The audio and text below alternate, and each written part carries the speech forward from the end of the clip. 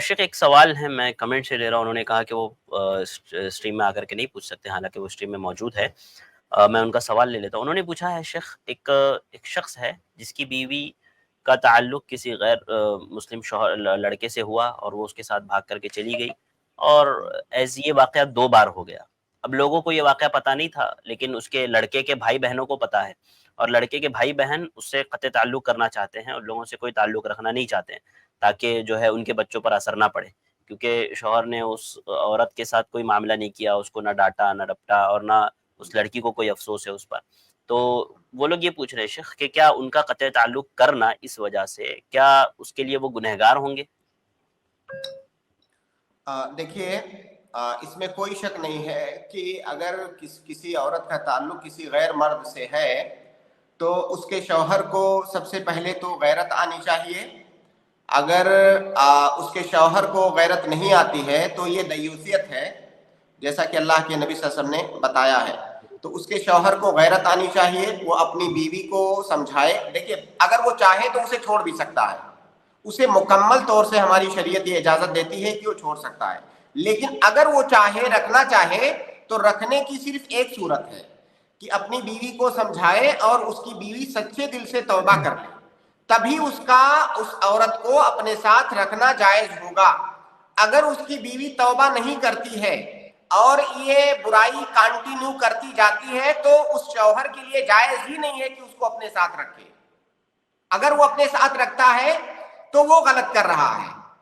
تو اگر رکھنا بھی چاہے تو جب تک وہ توبہ نہ کر لے تب تک اس کو رکھنا یہ جائز نہیں ہے، کیونکہ وہ ایک بہت بڑے گناہ میں ملوث ہو رہی ہے، زنا جیسے گناہ میں۔ تو اس کو زوجیت میں رکھنا یہ جائز نہیں ہے الا کہ وہ توبہ کر لے۔ تو یہ تو اس کے شوہر کی اور اس بیوی کی بات ہوئی۔ جو دوسرے لوگ ہیں ان کے متعلق یہ مسئلہ ہے کہ وہ عورت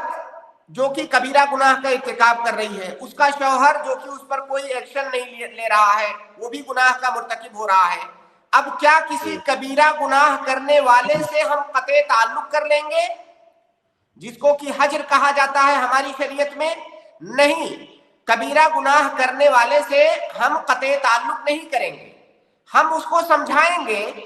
ہاں، اگر ہم کو یہ خوف ہے کہ ہمارے بچے اس سے متاثر ہو جائیں گے تو ٹھیک ہے، اس حد تک آپ اس سے دوری بنا کر کے رکھیں، اپنے بچوں کو اس سے دور رکھیں کہ اس کا تاثر آپ کے بچوں پر نہ پڑے، لیکن مکمل طور سے قطع تعلق کرنا کسی کبیرہ گناہ کی بنیاد پر یہ جائز نہیں ہے، الا کہ اس میں مصلحت ہو، جیسا کہ ابھی میں نے بتایا کہ اپنے بچوں کو اس کے اثر سے دور رکھنا ہے تو ٹھیک ہے، تعلق ایک فاصلے کے ساتھ تعلق رکھے یا اپنے بچوں کو ان سے دور رکھے، لیکن حجر کرنا کبیرہ گناہ کی بنیاد پر یہ جائز نہیں ہے۔ اصل میں اس کو گناہ کا احساس بھی نہیں ہوگا نا شیخ، مطلب یہ ہے کہ اگر چھوڑ دیں تو اس کو ایسا ہو سکتا ہے احساس ہو جائے کہ بھئی یہ لوگ کس وجہ سے بات نہیں کر رہے، ورنہ نارمل اگر بات کریں گے تو پھر وہ تو مسئلہ ہی نہیں رہے گا شیخ۔ اگر شیخ اس طرح کی کوئی مصلحت ہے تو اس مصلحت جی کی حد تک ٹھیک ہے۔ اگر آپ کو لگتا ہے کہ ہمارے ایسا کرنے سے اس کو احساس ہوگا، شرمندگی ہوگی یا وہ غور کرے گا تو ٹھیک ہے، جی پھر یہ ایک مصلحت ہوئی، لیکن اصل حکم یہی ہے کہ کبیرہ گناہ کی بنیاد پر حجر نہیں کریں گے الا کہ کوئی خاص مصلحت ہو جس کے پیش نظر آپ ایسا کر رہے ہیں۔ اصل میں اس مسئلے میں شیخ عام طور سے ایسا ہوتا ہے نا کہ لڑکیاں اس طرح کا معاملہ کرتی ہیں اور پھر گھر والے بھی مطلب اتنا وہ نہیں دکھاتے اس سے ناراضگی، رشتہ دار بھی اتنی ناراضگی نہیں دکھاتے ہیں، تو پھر وہ دوسری لڑکیوں کے لیے ایک آئیڈیل بن جاتی ہے وہ کہ چلو 4 بالکل، دن وہ ہاں، سوچیں اگر گے اس اور پھر اس طرح، کے بعد ہاں، ویسے تو معاملہ گویا ہو جائے گا۔ دیکھیے